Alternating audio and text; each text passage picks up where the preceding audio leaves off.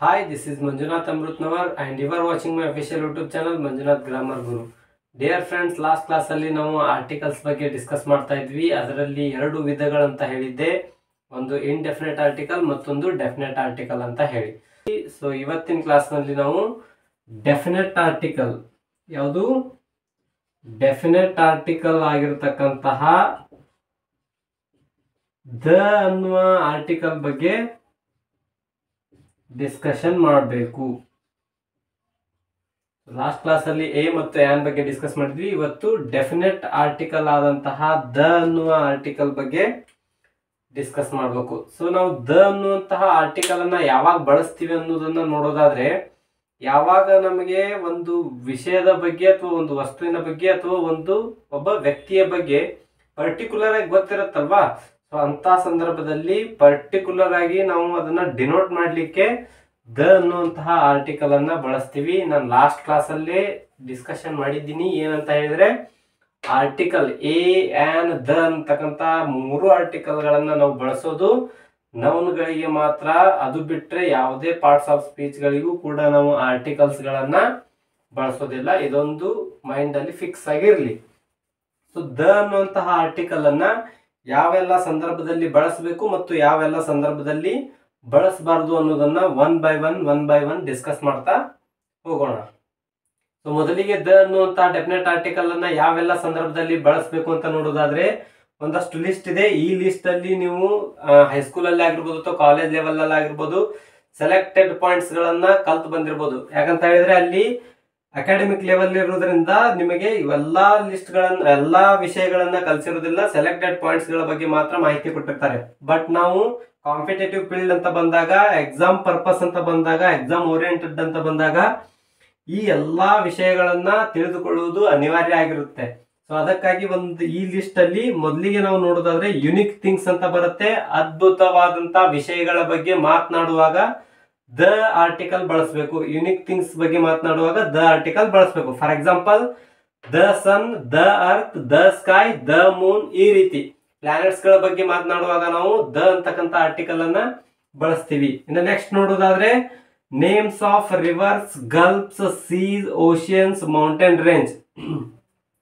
ಯಾವೆಲ್ಲ ಸಂದರ್ಭದಲ್ಲಿ ರಿವರ್ ಗಳ ಹೆಸರನ್ನ ಮೆನ್ಷನ್ ಮಾಡ್ತಿರ್ತೀವಲ್ವಾ, ಅಂತಲ್ಲಿ ನಾವು ದ ಅನ್ನುವಂತ ಆರ್ಟಿಕಲ್ ಅನ್ನ ಬಳಸಬೇಕು. For example, the Ganga, the Krishna, the Kaveri, the Mississippi, the Nile, the Amazon, ಈ ರೀತಿ ನದಿಗಳ ಬಗ್ಗೆ ಮಾತನಾಡುವಾಗ ದ ಅನ್ನುವಂತ ಆರ್ಟಿಕಲ್ ಬಳಸ್ತೀವಿ. ಆದ್ರೆ ಬರೀ ರಿವರ್ ಅಂತ ಹೇಳುವಾಗ ದ ಅನ್ನೋ ಆರ್ಟಿಕಲ್ ಬಳಸೋ ಅವಶ್ಯಕತೆ ಇರುವುದಿಲ್ಲ. ಯಾವಾಗ ಬಳಸಬೇಕು ಅಂತ ಹೇಳಿದ್ರೆ, ಆ ರಿವರಿನ ಪರ್ಟಿಕ್ಯುಲರ್ ನೇಮ್ ಅನ್ನ ಮೆನ್ಷನ್ ಮಾಡಿದಾಗ ದ ಅನ್ನುವ ಆರ್ಟಿಕಲ್ ಅನ್ನ ಬಳಸಬೇಕು. ಅದೇ ರೀತಿ ಗಲ್ಫ್ಸ್ ಬಗ್ಗೆ ಮಾತನಾಡುವಾಗ, for example, the Persian Gulf, ಈ ರೀತಿ ಆರ್ಟಿಕಲ್ ಅನ್ನ ದ ಅನ್ನುವಂತ ಆರ್ಟಿಕಲ್ ಅನ್ನ ಬಳಸಬೇಕು. ಇನ್ನ ಸೀಸ್, ಓಷಿಯನ್ಸ್ ಅಂದ್ರೆ ಸಾಗರ ಮತ್ತು ಸಮುದ್ರಗಳ ಬಗ್ಗೆ ಮಾತನಾಡುವಾಗ ಕೂಡ ನಾವು ದ ಅನ್ನುವಂತ ಆರ್ಟಿಕಲ್ ಅನ್ನ ಬಳಸ್ತೀವಿ. For example, the Pacific ocean, the Antarctic ocean, the Hindu Mahasagara, the bay of Bengal, ಈ ರೀತಿ ಸಮುದ್ರ ಮತ್ತು ಸಾಗರಗಳ ಬಗ್ಗೆ ಮಾತನಾಡುವಾಗ ದ ಅನ್ನೋ ಆರ್ಟಿಕಲ್ ಬಳಸ್ತೀವಿ. ಇನ್ನು ಮೌಂಟೇನ್ ರೇಂಜ್ ಅಂತ ಬಂದಾಗ ದ ಹಿಮಾಲಯ, ಈ ರೀತಿ ಮೌಂಟೇನ್ ರೇಂಜ್ ಬಂದಾಗ ದ ಅನ್ನೋ ಆರ್ಟಿಕಲ್ ಅನ್ನ ಬಳಸಬೇಕು. ಇನ್ನು ನೆಕ್ಸ್ಟ್ ನೋಡೋದಾದ್ರೆ, ವೆಲ್ ನೌನ್ ಬುಕ್ಸ್. ಕೆಲವೊಂದಷ್ಟು ಪುಸ್ತಕದಲ್ಲಿ ಹೋಲಿ ಬುಕ್ಸ್ ಅಂತ ಕೊಟ್ಟಿರ್ತಾರೆ. ಸೊ ನಾವು ವೆಲ್ ನೌನ್ ಬುಕ್ಸ್ ಅಂತ ಹೇಳಿ ಕನ್ಸಿಡರ್ ಮಾಡೋಣ.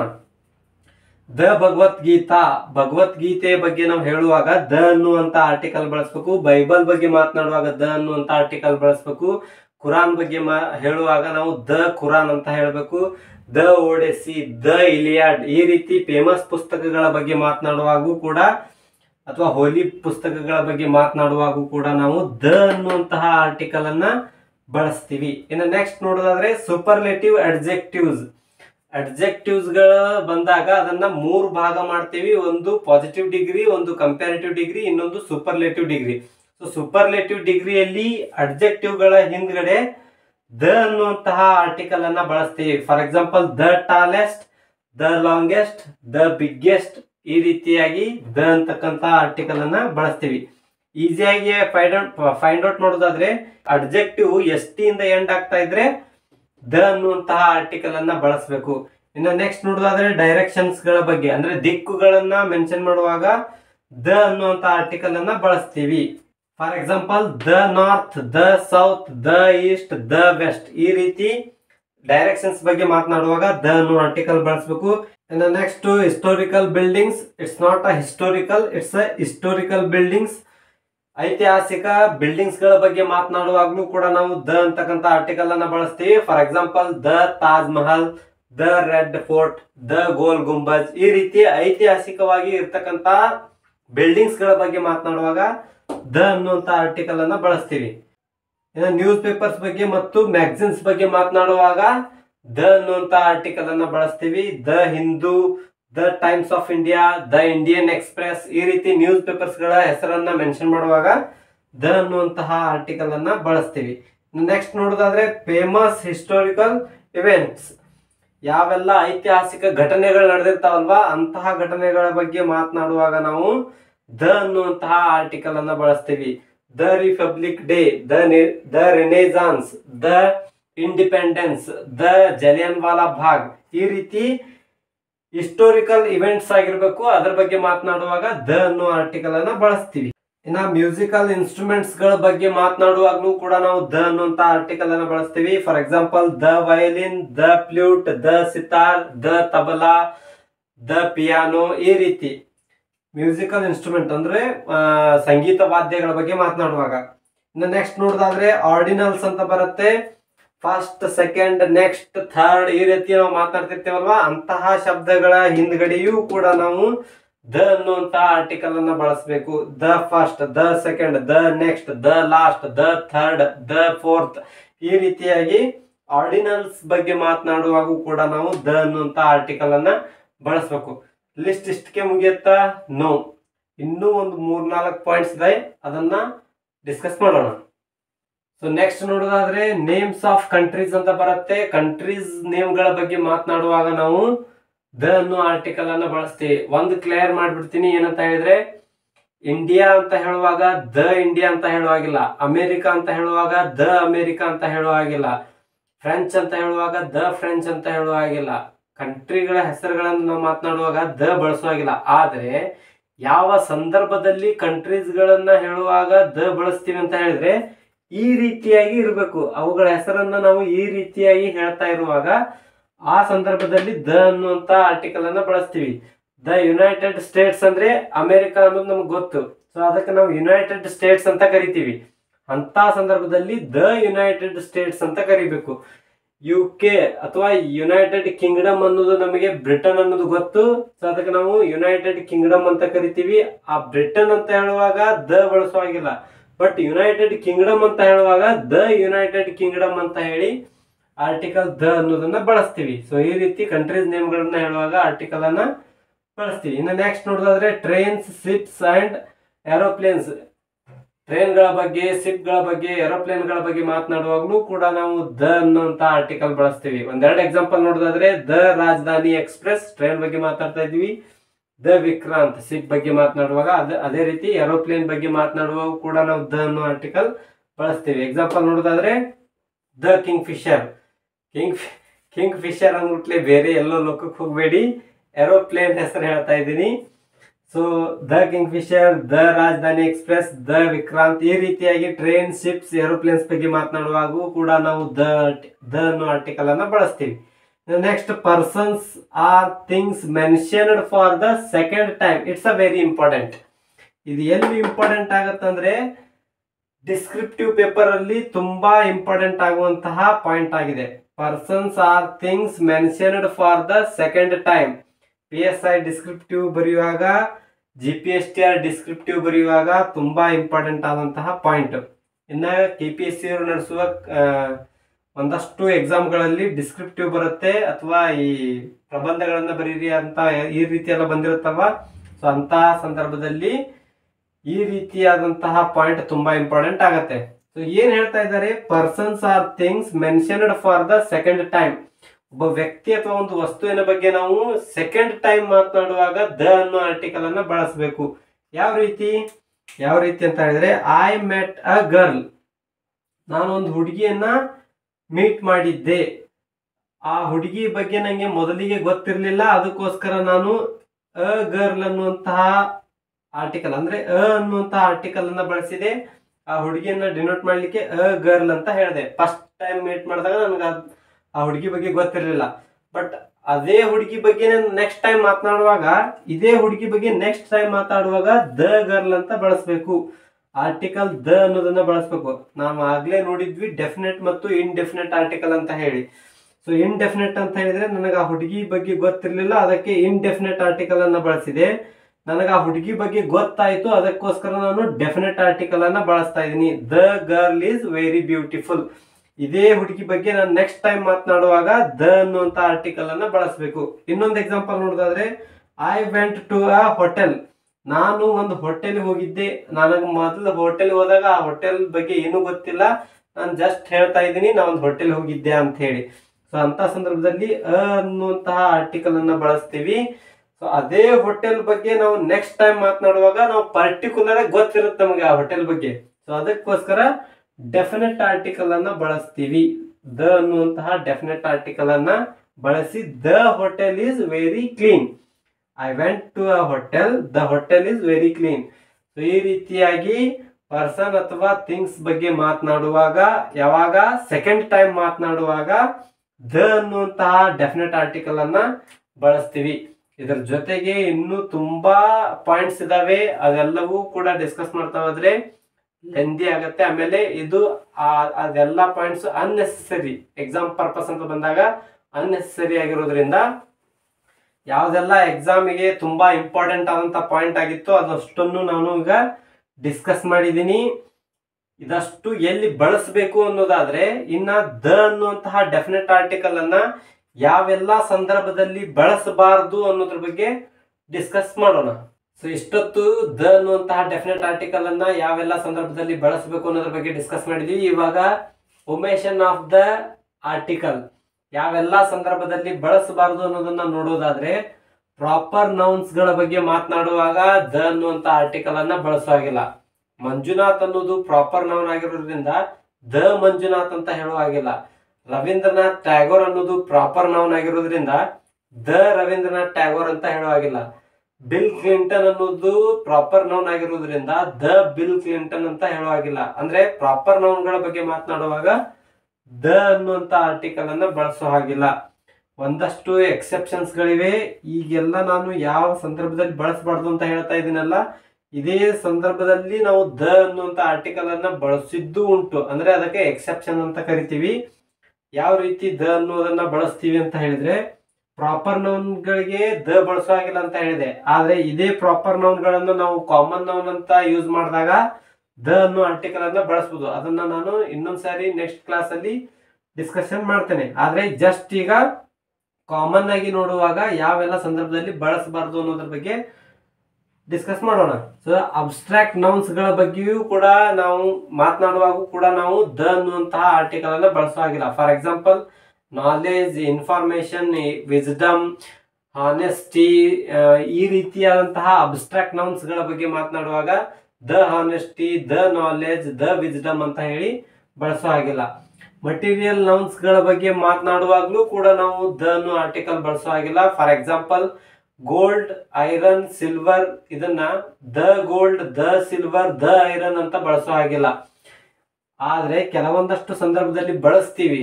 ಅದನ್ನ ನಾನು ಅವಾಗಲೇ ಹೇಳಿದ್ನಲ್ಲ, ಎಕ್ಸೆಪ್ಷನ್ಸ್ ಅಂತ ಬರುತ್ತೆ. ಅದನ್ನ ನೆಕ್ಸ್ಟ್ ಡಿಸ್ಕಸ್ ಮಾಡೋಣ. No articles with man and women, ಈ ಎರಡೂ ಶಬ್ದಗಳ ಜೊತೆಗೆ ದ ಅನ್ನೋ ಆರ್ಟಿಕಲ್ ಅನ್ನ ಬಳಸೋ ಹಾಗಿಲ್ಲ. ಮ್ಯಾನ್ ಅನ್ನುವ ಶಬ್ದದ ಜೊತೆಗೆ ಮತ್ತು ವುಮೆನ್ ಅನ್ನುವಂತಹ ಶಬ್ದದ ಜೊತೆಗೆ ದ ಅನ್ನುವಂತಹ ಆರ್ಟಿಕಲ್ ಅನ್ನ ಬಳಸುವ ಹಾಗಿಲ್ಲ. Man is a social worker ಅಂತ ಇದೆ, ಅದನ್ನ the man is a social worker ಅಂತ ಹೇಳುವಾಗಿಲ್ಲ. ಬರೀ man is a social worker ಅಂತ ಹೇಳ್ಬೇಕು. ಅಂದ್ರೆ ಮ್ಯಾನ್ ಮತ್ತು ವುಮೆನ್ ಅನ್ನುವಂತಹ ವರ್ಡ್ ಗಳ ಜೊತೆಗೆ ದ ಅನ್ನೋ ಆರ್ಟಿಕಲ್ ಅನ್ನ ಬಳಸೋ ಹಾಗಿಲ್ಲ. ನೆಕ್ಸ್ಟ್ ಬರೋದಾದ್ರೆ ಲ್ಯಾಂಗ್ವೇಜಸ್, ಭಾಷೆಗಳ ಬಗ್ಗೆ ನಾವು ಮಾತನಾಡುವಾಗ ದ ಅನ್ನುವಂತ ಆರ್ಟಿಕಲ್ಸ್ ಅನ್ನ ಬಳಸೋ ಹಾಗಿಲ್ಲ. ಅಂದ್ರೆ ದ ಇಂಗ್ಲಿಷ್ ಅಂತ ಹೇಳುವಾಗಿಲ್ಲ, ದ ಕನ್ನಡ ಅಂತ ಹೇಳುವಾಗಿಲ್ಲ, ದ ಫ್ರೆಂಚ್ ಅಂತ ಹೇಳುವಾಗಿಲ್ಲ. ಆದ್ರೆ ನೀವೆಷ್ಟೋ ಸಾರಿ ದ ಇಂಗ್ಲಿಷ್ ಅಂತ ನೋಡಿರ್ತೀರಿ, ದ ಇಂಗ್ಲಿಷ್ ಅಂತ ನೋಡಿರ್ತೀರಿ, ದ ಫ್ರೆಂಚ್ ಅಂತ ನೋಡಿರ್ತೀರಿ, ದ ಹಿಂದಿ ಅಂತ ನೋಡಿರ್ತೀರಿ, ಅಥವಾ ದ ಉರ್ದು ಅಂತ ನೋಡಿರ್ತೀರಿ. ಆ ಸಂದರ್ಭದಲ್ಲಿ ದ ಇಂಗ್ಲಿಷ್ ಅಂದ್ರೆ ಇದು ಪೀಪಲ್ ಅಂದ್ರೆ ಜನರನ್ನ ತೋರಿಸುವಂತಹ ಸಂದರ್ಭದಲ್ಲಿ ದ ಇಂಗ್ಲಿಷ್ ಅನ್ನ ಬಳಸ್ತೀವಿ. ದ ಫ್ರೆಂಚ್ ಅಂತ ಹೇಳಿದ್ರೆ ಆ ಫ್ರೆಂಚ್ ಜನರ ಬಗ್ಗೆ ಮಾತನಾಡುವಾಗ ದ ಫ್ರೆಂಚ್ ಅಂತ ಹೇಳಿ ಬರಿತೀವಿ. ಆದ್ರೆ ಕಾಮನ್ ಆಗಿ ಲ್ಯಾಂಗ್ವೇಜ್ ಅಂದ್ರೆ ಭಾಷೆಗಳ ಬಗ್ಗೆ ಮಾತನಾಡುವಾಗ ದ ಅನ್ನುವಂತಹ ಆರ್ಟಿಕಲ್ ಅನ್ನ ಬಳಸೋ ಹಾಗಿಲ್ಲ. ನಾನು ಆಗ್ಲೇ ಹೇಳಿದೆ ಇದೆಲ್ಲ ಎಕ್ಸೆಪ್ಷನ್ ಅಲ್ಲಿ ಬರುತ್ತೆ. ಇದನ್ನ ನಾನು ನೆಕ್ಸ್ಟ್ ಕ್ಲಾಸ್ ಅಲ್ಲಿ ಅಥವಾ ಇನ್ನೊಂದ್ಸರಿ ಡಿಸ್ಕಷನ್ ಮಾಡೋಣ. ನೆಕ್ಸ್ಟ್ ಬಂದಾಗ ನೇಮ್ಸ್ ಆಫ್ ಮೀಲ್ಸ್ ಅಂದ್ರೆ ಡಿನ್ನರ್ ಅಂತ ಹೇಳುವಾಗ, ಲಂಚ್ ಅಂತ ಹೇಳುವಾಗ, ಬ್ರೇಕ್ಫಾಸ್ಟ್ ಅಂತ ಹೇಳುವಾಗ ದ ಅನ್ನುವಂತಹ ಆರ್ಟಿಕಲ್ ಗಳನ್ನ ಬಳಸೋ ಹಾಗಿಲ್ಲ. The dinner, the breakfast, the lunch ಅಂತ ಹೇಳಿ ಬಳಸೋ ಹಾಗಿಲ್ಲ. ನೆಕ್ಸ್ಟ್ ನೋಡೋದಾದ್ರೆ ನೇಮ್ಸ್ ಆಫ್ ಗೇಮ್ಸ್, ಎಲ್ಲಾ ವಿಧದ ಆಟಗಳನ್ನ ನಾವು ಮೆನ್ಷನ್ ಮಾಡುವಾಗ ಅಥವಾ ಅದ್ರ ಬಗ್ಗೆ ಮಾತನಾಡುವಾಗ ದ ಅನ್ನುವಂತಹ ಆರ್ಟಿಕಲ್ ಅನ್ನ ಬಳಸೋ ಹಾಗಿಲ್ಲ. ದ ಕ್ರಿಕೆಟ್, ದ ಚೆಸ್ ಅಂತ ಹೇಳೋ ಹಾಗಿಲ್ಲ. ಬರೀ ಚೆಸ್ ಅಂತ ಹೇಳ್ಬೇಕು, ಬರೀ ಕ್ರಿಕೆಟ್ ಅಂತ ಹೇಳ್ಬೇಕು. ಸೊ ಆಟಗಳ ಬಗ್ಗೆ ಮಾತನಾಡುವಾಗ ದ ಅನ್ನೋ ಆರ್ಟಿಕಲ್ ಬಳಸೋ ಹಾಗಿಲ್ಲ. ಕೆಲವೊಂದಷ್ಟು ಕಡೆ ಬಳಸ್ತೀವಿ, ಅದು ಎಕ್ಸೆಪ್ಷನ್ ಅಲ್ಲಿ ಡಿಸ್ಕಷನ್ ಮಾಡೋಣ. ನೇಮ್ಸ್ ಆಫ್ ಡಿಸೀಸ್, ರೋಗಗಳ ಬಗ್ಗೆ ಮಾತನಾಡುವಾಗ್ಲೂ ಕೂಡ ನಾವು ದ ಅನ್ನುವಂತ ಆರ್ಟಿಕಲ್ ಅನ್ನ ಬಳಸೋ ಹಾಗಿಲ್ಲ. ಫೇವರ್, HIV, ಕ್ಯಾನ್ಸರ್, ಈ ರೀತಿ the favour, the cancer, the HIV ಅಂತ ಹೇಳೋ ಹಾಗಿಲ್ಲ. ಆದ್ರೂ ಕೂಡ ಬಳಸ್ತೀವಿ, ಎಕ್ಸೆಪ್ಷನ್ ಅಲ್ಲಿ ನೋಡೋಣ. Names of days and months, ದಿನಗಳ ಬಗ್ಗೆ ಮಾತನಾಡುವಾಗ ಮತ್ತು ತಿಂಗಳುಗಳ ಬಗ್ಗೆ ಮಾತನಾಡುವಾಗ್ಲೂ ಕೂಡ ನಾವು ದ ಅನ್ನುವಂತಹ ಆರ್ಟಿಕಲ್ ಅನ್ನ ಬಳಸೋ ಹಾಗಿಲ್ಲ. The Monday, the Tuesday, the Wednesday ಅಂತ ಹೇಳೋ ಹಾಗಿಲ್ಲ. The January, the February, the March ಅಂತ ಹೇಳೋ ಹಾಗಿಲ್ಲ. ಬರೀ ಅವುಗಳನ್ನ ಜನವರಿ, ಫೆಬ್ರವರಿ, ಮಾರ್ಚ್ ಅಂತ ಹೇಳ್ಬೇಕು. ಸಂಡೇ, ಮಂಡೇ, ಟ್ಯೂಸ್ಡೇ, ವೆನ್ಸ್ಡೇ ಅಂತ ಹೇಳ್ಬೇಕು. ಅವುಗಳ ಮೊದಲಿಗೆ ನಾವು ದ ಅನ್ನುವಂತಹ ಆರ್ಟಿಕಲ್ ಅನ್ನ ಬಳಸೋ ಹಾಗಿಲ್ಲ. ಇದಷ್ಟೇ ಅಲ್ಲ, ಇನ್ನೂ ತುಂಬಾ ಸಂದರ್ಭದಲ್ಲಿ ದ ಅನ್ನುವಂತ ಆರ್ಟಿಕಲ್ ಅನ್ನ ಬಳಸೋದಿಲ್ಲ. ಬಟ್ ಅದೆಲ್ಲವೂ ಕೂಡ ಎಕ್ಸಾಮ್ ಪರ್ಪಸ್ ಅಂತ ಬಂದಾಗ ಅಷ್ಟು ಇಂಪಾರ್ಟೆಂಟ್ ಅಲ್ಲ. ಇದೆಲ್ಲ ಇಂಪಾರ್ಟೆಂಟ್ ಆಗಿರೋದ್ರಿಂದ ಇದ್ರ ಬಗ್ಗೆ ಡಿಸ್ಕಷನ್ ಮಾಡಿದ್ವಿ. ಈಗ ದ ಅನ್ನುವಂತ ಆರ್ಟಿಕಲ್ ಅಥವಾ ಆರ್ಟಿಕಲ್ಸ್ ಬಗ್ಗೆ ಹೋದ ಕ್ಲಾಸು ಮತ್ತೆ ಈ ಕ್ಲಾಸ್ ಅಲ್ಲಿ ಆರ್ಟಿಕಲ್ಸ್ ಬಗ್ಗೆ ಯಾವ ಸಂದರ್ಭದಲ್ಲಿ ಬಳಸಬೇಕು, ಅದು ಎ ಮತ್ತು ಆನ್ ಆಗಿರ್ಬೋದು, ದನು ಆಗಿರ್ಬೋದು, ಯಾವ ಸಂದರ್ಭದಲ್ಲಿ ಬಳಸಬೇಕು ಮತ್ತು ಯಾವ ಸಂದರ್ಭದಲ್ಲಿ ಬಳಸಬಾರದು ಅನ್ನೋದನ್ನ ಡಿಸ್ಕಷನ್ ಮಾಡಿದ್ವಿ. ಇನ್ನೊಂದಷ್ಟು ಮಾಹಿತಿ ಇದೆ, ಅದು ನಿಮಗೆ ಪುಸ್ತಕದಲ್ಲಿ ಅಷ್ಟು ಈಸಿಯಾಗಿ ಸಿಗೋದಿಲ್ಲ. ಎಲ್ಲಾ ಎಕ್ಸಾಮ್ಗಳಲ್ಲೂ ಒಂದೊಂದು ಕ್ವಶನ್ಸ್ ಆ ರೀತಿ ಇನ್ಫಾರ್ಮೇಶನ್ ಮೇಲೆ ಕ್ವಶನ್ಸ್ ರೈಸ್ ಆಗಿರೋದ್ರಿಂದ ಆ ಇನ್ಫಾರ್ಮೇಶನ್ ಅನ್ನ ನಿಮಗೆ ತಿಳಿಸ್ಕೊಡ್ತೀನಿ. ಆದ್ರೆ ನೀವ್ ಯಾರಿಗೂ ತಿಳಿಸ್ಕೊಡ್ಬಾರ್ದು, ನಿಮ್ಮಲ್ಲೇ ಸೀಕ್ರೆಟ್ ಆಗಿ ಮೇಂಟೈನ್ ಮಾಡ್ಬೇಕು ಆ ಇನ್ಫಾರ್ಮೇಶನ್ ಅನ್ನ. ಇನ್ನೊಬ್ಬರಿಗೆ ನೀವು ತಿಳಿಸ್ಕೊಟ್ರೆ ಮಾರ್ಕ್ಸ್ ಅವ್ರಿಗೆ ಬರುತ್ತೆ. ಸೊ ಅದಕ್ಕಾಗಿ ನೀವು ಸೀಕ್ರೆಟ್ ಆಗಿ ಮೇಂಟೈನ್ ಮಾಡಿ. ನೋಡಿ, ಯೂಟ್ಯೂಬ್ ಅಲ್ಲಿ ನಾವು ಸೀಕ್ರೆಟ್ ಆಗಿ ಮೇಂಟೈನ್ ಮಾಡಿ ಅಂತ ಹೇಳ್ತಾ ಇದೀವಿ. ಇದನ್ನ ನಾವು ಓಪನ್ ಸೀಕ್ರೆಟ್ ಅಂತ ಹೇಳಿ ಕರಿತೀವಿ. ಫಿಗರ್ಸ್ ಆಫ್ ಸ್ಪೀಚ್ ಬಗ್ಗೆ ಮಾತನಾಡುವಾಗ ಈ ವಿಷಯದ ಬಗ್ಗೆ ನಾನು ಮಾತನಾಡ್ತೀನಿ. ಓಪನ್ ಸೀಕ್ರೆಟ್ ಅಂತ ಹೇಳಿ ಕರಿತೀವಿ. ಎಲ್ಲರಿಗೂ ಹೇಳ್ತಾ ಇದ್ದೀನಿ, ಆದ್ರೆ ನಿಮ್ಗೆ ಸೀಕ್ರೆಟ್ ಆಗಿ ಮೇಂಟೈನ್ ಮಾಡಿ ಅಂತ ಹೇಳ್ತಾ ಇದ್ದೀನಿ. ಇದು ಎಲ್ಲರಿಗೂ ತಿಳಿಸಿಯೂ ಕೂಡ ನಿಮ್ ಕಿವಿಯಲ್ಲಿ ಸೀಕ್ರೆಟ್ ಆಗಿ ಮೇಂಟೈನ್ ಮಾಡ್ರಿ ಅಂತ ಹೇಳೋದಿದೆಯಲ್ಲ, ಇದನ್ನ ನಾವು ಓಪನ್ ಸೀಕ್ರೆಟ್ ಅಂತ ಹೇಳಿ ಕರಿತೀವಿ. ಫಿಗರ್ಸ್ ಆಫ್ ಸ್ಪೀಚ್ ಬಗ್ಗೆ ಮಾತನಾಡುವಾಗ ಇದ್ರ ಬಗ್ಗೆ ಡಿಸ್ಕಷನ್ ಮಾಡೋಣ. ಸೊ ಈಗ ಒಂದಷ್ಟು ಎಕ್ಸ್ಟ್ರಾ ಇನ್ಫಾರ್ಮೇಶನ್ ಅನ್ನ ನೋಡೋಣ. So here is some information. Repetition of the articles, ಕೆಲವೊಂದಷ್ಟು ಸಂದರ್ಭದಲ್ಲಿ ಆರ್ಟಿಕಲ್ಸ್ ನ ಬಳಸಬೇಕು, ಕೆಲವೊಂದಷ್ಟು ಸಂದರ್ಭದಲ್ಲಿ ಬಳಸಬಾರದು ಅನ್ನೋದನ್ನ ನೋಡಿದ್ವಿ. ಇವಾಗ ಯಾವ ಸಂದರ್ಭದಲ್ಲಿ ಎಲ್ಲಿ ಮಾತ್ರ ಬಳಸಬೇಕು ಅನ್ನೋದ್ರ ಬಗ್ಗೆ ಡಿಸ್ಕಸ್ ಮಾಡೋದಾದ್ರೆ, the blue and yellow sari ಅಂತ ಫಸ್ಟ್ ಲೈನ್ ಇದೆ. ಅದೇ ಇಲ್ಲಿ the green and the red sari ಅಂತ ಇದೆ. ಮೇಲ್ಗಡೆ ಒಂದೇ ಸಾರಿ ದ ಅನ್ನೋ ಆರ್ಟಿಕಲ್ ಬಂದ್ರೆ ಕೆಳಗಡೆ ಲೈನ್ ನಲ್ಲಿ ದ ಅನ್ನೋ ಆರ್ಟಿಕಲ್ ಅನ್ನ 2 ಸಾರಿ ಯೂಸ್ ಮಾಡಿದೀವಿ. ಅದೇ ರೀತಿ this is on English and Kannada dictionary ಅಂತ ಇದೆ. The Telugu and the Tamil language ಅಂತ ಇದೆ. ಮೇಲ್ಗಡೆ ಆನ್ ಅನ್ನುವಂತ ಆರ್ಟಿಕಲ್ ನ ಒಂದೇ ಸಾರಿ ಯೂಸ್ ಮಾಡಿದೀವಿ. ಕೆಳಗಡೆ ಲೈನ್ ಅಲ್ಲಿ ದ ಅನ್ನೋ ಆರ್ಟಿಕಲ್ ಅನ್ನ 2 ಕಡೆ ಯೂಸ್ ಮಾಡಿದೀವಿ. ಯಾರಕ್ಕೆ ಈ ರೀತಿಯಾದಂತಹ ಡಿಫ್ರೆನ್ಸಿಯೇಟ್ ಆಗುತ್ತೆ ಅಂತ ಹೇಳಿದ್ರೆ, when we are using 2 adjectives for the same noun, in that time we have to use the article before the first adjectives. ಯಾವಾಗ ನಾವು 2 adjectives ಗಳನ್ನ ಒಂದೇ noun ಗೆ ಬಳಸ್ತಾ ಇದೀವೋ ಅಂತ ಸಂದರ್ಭದಲ್ಲಿ ದ ಅನ್ನುವಂತಹ ಆರ್ಟಿಕಲ್ ಅನ್ನ ಮೊದಲನೆಯ ಅಡ್ಜೆಕ್ಟಿವ್ಗೆ ಬಳಸಬೇಕು ವಿನಃ ಎರಡನೇ ಅಡ್ಜೆಕ್ಟಿವ್ಸ್ಗೆ ಅಲ್ಲ. ಸಾರಿ ಇದೆ, ಎಂತ ಸಾರಿ? ಬ್ಲೂ ಮತ್ತು ಯೆಲ್ಲೋ ಕಲರಿನ ಸಾರಿ. ಇದು ಒಂದೇ ಒಂದು ಸಾರಿಯನ್ನ ಡಿನೋಟ್ ಮಾಡ್ತಾ ಇದೆ. ಒಂದೇ ಸಾರಿ ಬಗ್ಗೆ ಮಾತನಾಡ್ತಾ ಇದ್ದೀವಿ ಅಂತ ಸಂದರ್ಭದಲ್ಲಿ ಆ ಸಾರಿಗೆ ನಾವು ಎರಡು ಅಡ್ಜೆಕ್ಟಿವ್ಸ್ ಗಳನ್ನ ಬಳಸಿದೀವಿ. ಬ್ಲೂ ಮತ್ತು ಯೆಲ್ಲೋ ಅನ್ನೋದು ಎರಡು ಅಡ್ಜೆಕ್ಟಿವ್ ವರ್ಡ್ಗಳಾಗಿವೆ. ಈ ಎರಡು ಅಡ್ಜೆಕ್ಟಿವ್ ವರ್ಡ್ಗಳು ಆ್ಯಂಡ್ ಅಂತಕ್ಕಂತಹ ವರ್ಡ್ ನಿಂದ ಜಾಯಿಂಟ್ ಆಗಿರೋದ್ರಿಂದ ದ ಅನ್ನುವಂತ ಆರ್ಟಿಕಲ್ ಅನ್ನ ಮೊದಲನೇ ಅಡ್ಜೆಕ್ಟಿವ್ಗೆ ಬಳಸಬೇಕು ವಿನಃ ಎರಡನೇ ಅಡ್ಜೆಕ್ಟಿವ್ಗೆ ಬಳಸೋ ಹಾಗಿಲ್ಲ.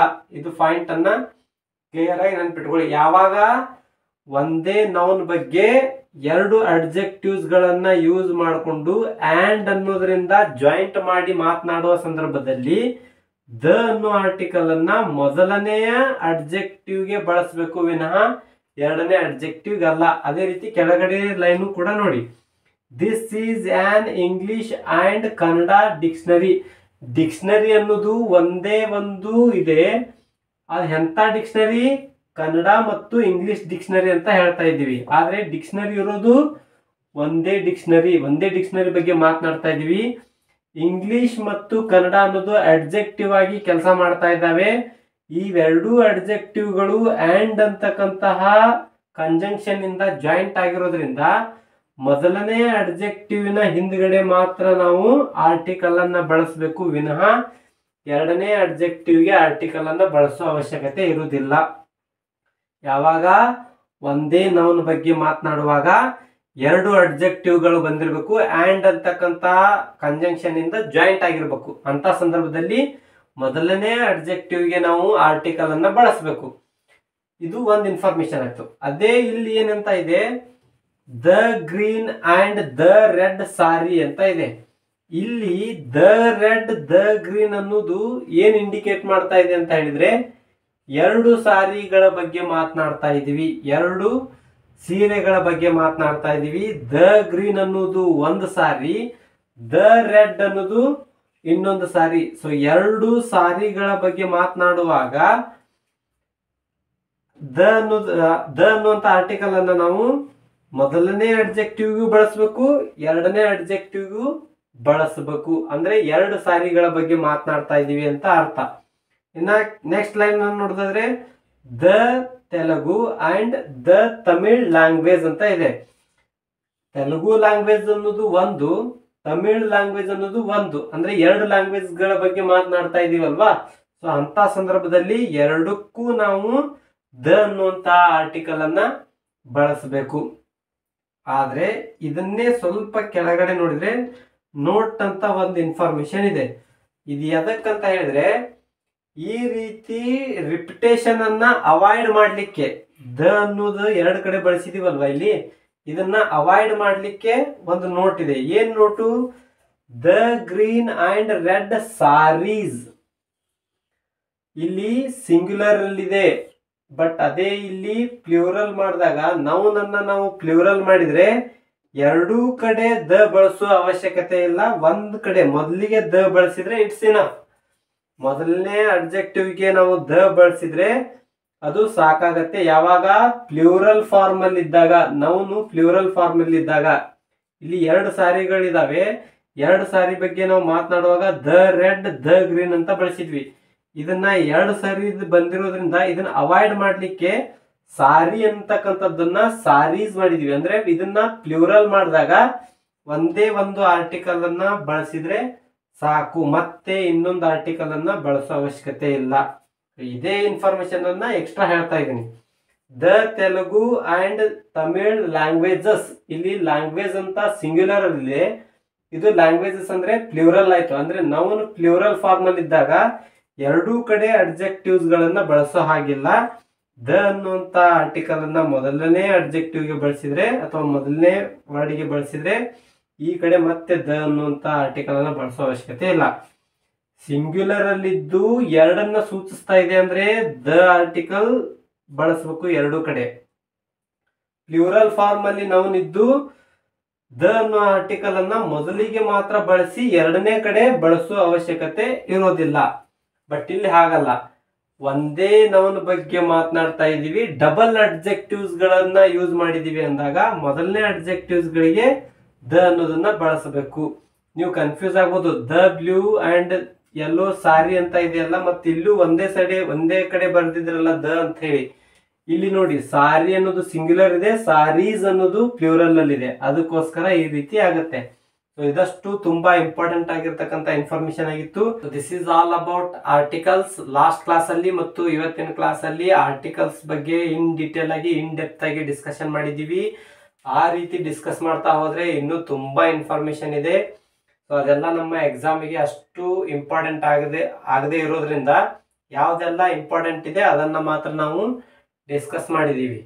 ಸೊ ಸೆಷನ್ ನಿಮಗೆ ಲೈಕ್ ಆಗಿದೆ ಅಂತ ಅನ್ಕೊಳ್ತೀನಿ. ಆಗಿದ್ರೆ ಖಂಡಿತವಾಗಿಯೂ ಲೈಕ್ ಬಟನ್ ಅನ್ನ ಕ್ಲಿಕ್ ಮಾಡಿ, ಕಮೆಂಟ್ ಮಾಡಿ, ಆಮೇಲೆ ನಿಮ್ಮ ಎಲ್ಲಾ ಗ್ರೂಪ್ ಅಲ್ಲೂ ಶೇರ್ ಮಾಡಿ. ಯಾರೆಲ್ಲ ಹೊಸದಾಗಿ ಚಾನಲ್ ನೋಡ್ತಾ ಇದ್ರಿ ದಯವಿಟ್ಟು ಸಬ್ಸ್ಕ್ರೈಬ್ ಮಾಡ್ಕೊಳ್ಳಿ, ಬೆಲ್ ಬಟನ್ ಅನ್ನ ಕ್ಲಿಕ್ ಮಾಡಿ, ಆಲ್ ಅನ್ನುವಂತಹ ಆಪ್ಷನ್ ಅನ್ನ ಸೆಲೆಕ್ಟ್ ಮಾಡಿ. ನಾವು ಮಾಡುವಂತಹ ಎಲ್ಲಾ ವಿಡಿಯೋಗಳು ನಿಮಗೆ ನೋಟಿಫೈ ಆಗುತ್ತೆ. ಸೊ ನೆಕ್ಸ್ಟ್ ಹೊಸ ಟಾಪಿಕ್ ಒಂದಿಗೆ ಮತ್ತೆ ಭೇಟಿ ಆಗೋಣ. Until bye, have a nice day.